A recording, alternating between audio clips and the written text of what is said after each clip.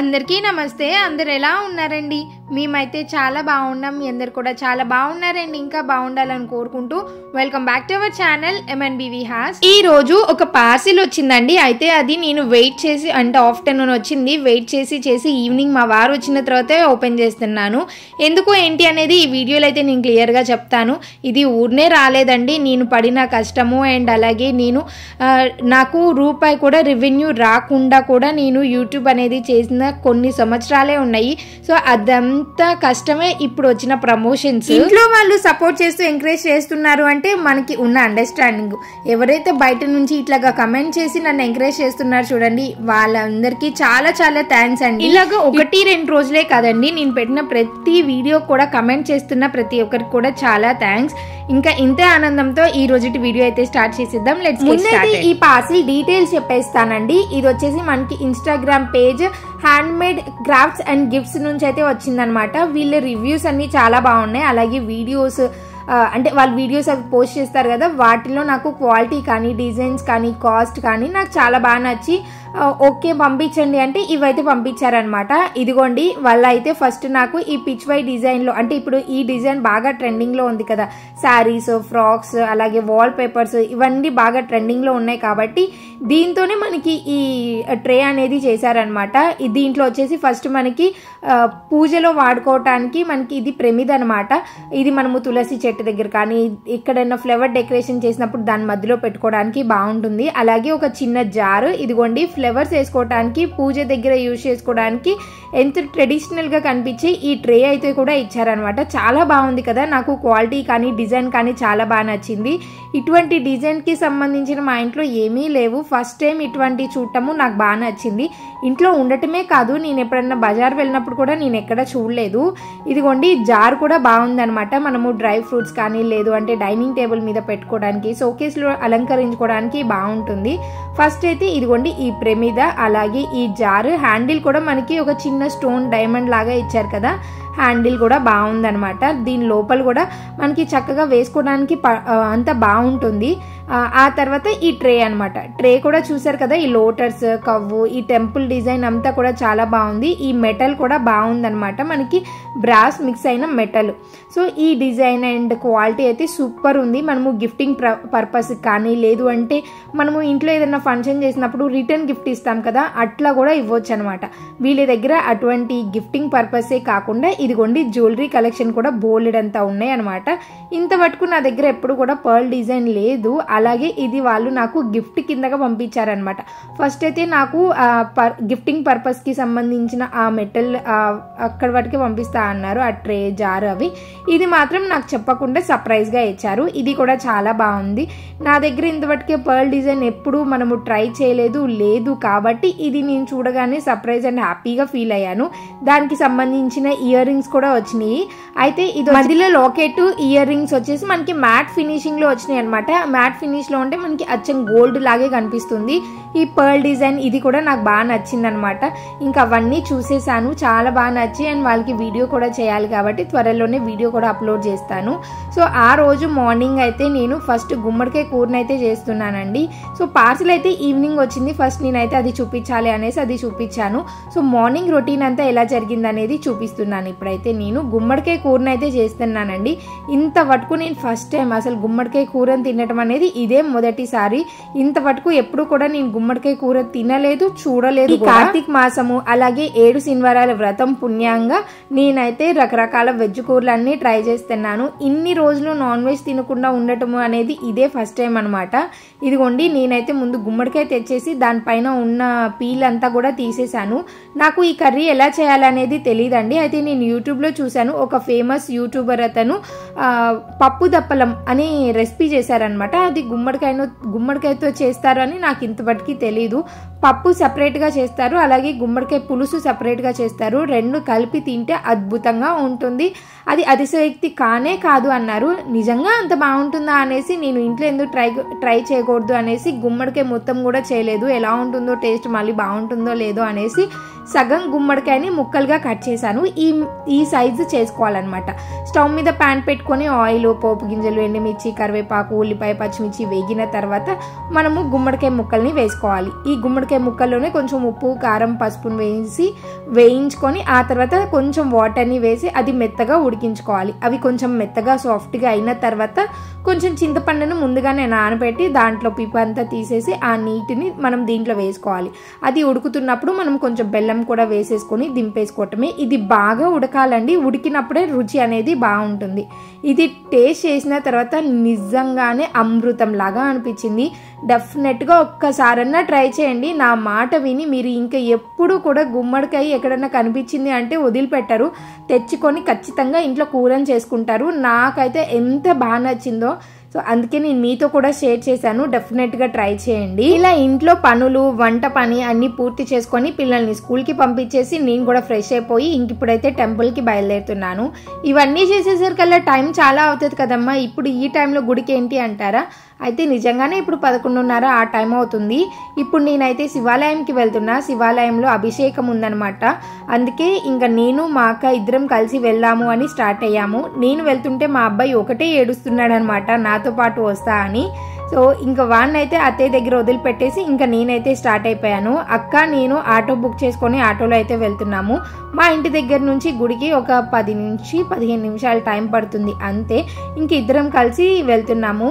So అభిషేకానికి ticket అయితే తీసుకోవాలి. మా అక్క వాళ్ళైతే ముందుగానే అభిషేకం టికెట్ని బుక్ చేసేసుకున్నారు అండ్ వాళ్ళు ఇంకా తీసుకోవాల్సిన అవసరం లేదు. ఇంకా నేనైతే అక్కడికి వెళ్ళి బ్రహ్మరామ మల్లేశ్వర స్వామి వారి దేవస్థానము ఆరగ్రహంలో ఉంటుందండి. అంటే ఇది మాకు పాత శివాలయం అంటారనమాట. ఇది మాకు చిన్నప్పటి నుంచి తెలిసిన గుడేనండి. ఎందుకంటే మేము పుట్టినప్పటి నుంచి మాకు తెలిసిన పంతులు మా ఇంట్లో ఎటువంటి శుభకార్యాలు, పెళ్లిళ్ళు కానీ వ్రతాలు కానీ ఏమి జరగాలన్నా కానీ చందు గారిని మేము సలహాలు తీసుకుంటాము. తను చెప్పింది ప్రతి ఒక్కటి కూడా మాకు నచ్చుతుంది అనే చందు గారు ఇక్కడ శివాలయంలో ఉంటారు. తన సలహాలే తీసుకుంటాము. మా అందరికీ చాలా బాగుంటుంది.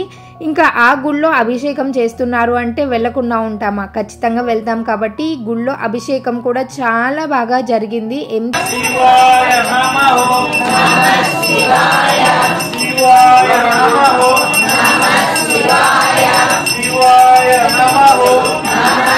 ఇలాగా అభిషేకం జరుగుతుంటే ఆ స్వామివారి దయతో ముందుగా అంటే ముందు వరుసలో కూర్చోటానికి ఛాన్స్ వస్తే ఇంకా చక్కగా కూర్చొని పూజ అంతా చూసేసి ఇంకా ఇంటికైతే వచ్చాను. ఇంటికి రావటం నాకు 3 అయిపోయింది అనమాట. ఆఫ్టర్నూన్ 3 అయిపోయింది. సో ఇంటికి రాగానే ఇంకా నేనైతే భోజనం చేయాలి. ఎందుకంటే అక్కడ మనకి చాలాసేపు టైం పట్టింది, అలాగే లంచ్ టైం దాటిపోయింది కాబట్టి బాగా ఆకలేస్తుంది అనమాట. ఇంకా మంచి ఆకలి మీద ఇంటికైతే వస్తున్నాను. రావటంతోనే ఇదిగోండి మా అత్తయ్య అయితే పూలు ఇవన్నీ గుచ్చుతున్నారనమాట. ఎందుకంటే రేపు మా వారు పూలు తక్కువ రేటుకు వస్తున్నాయి అంటే పూలు తెచ్చారనమాట.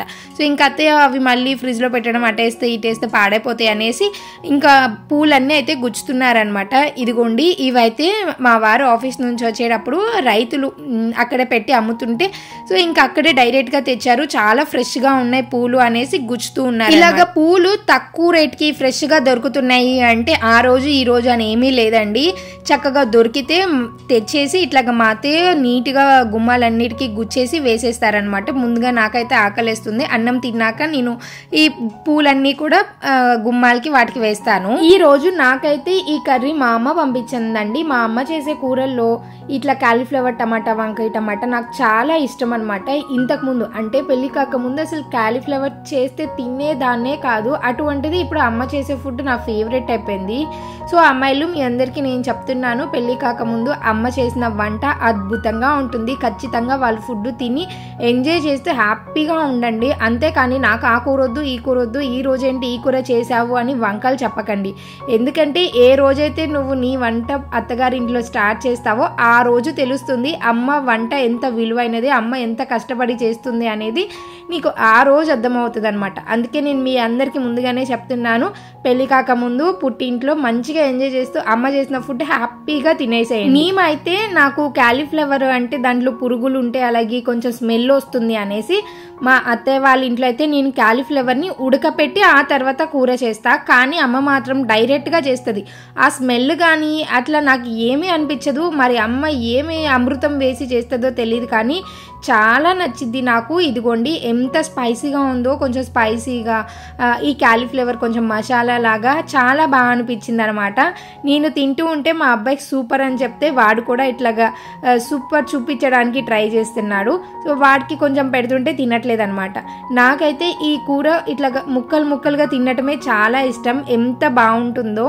డెఫినెట్గా ఈసారి అమ్మ దగ్గరికి వెళ్ళినప్పుడు ఈ క్యాలీఫ్లవర్ టమాటా ఎలా చేస్తుందని నేను నేర్చుకుంటూ మీకు కూడా షేర్ చేస్తాను నెక్స్ట్ టైం వెళ్ళినప్పుడు. అయితే నేను ఇట్లాగా అన్నం తినేటప్పుడు ఒక్కదాన్నే కూర్చొని తినలేను, నాకు ఖచ్చితంగా టీవీ ఉండాల్సిందే. అందుకే టీవీ పెట్టుకొని ఇట్లాగా చూస్తూ తిన్నానమాట.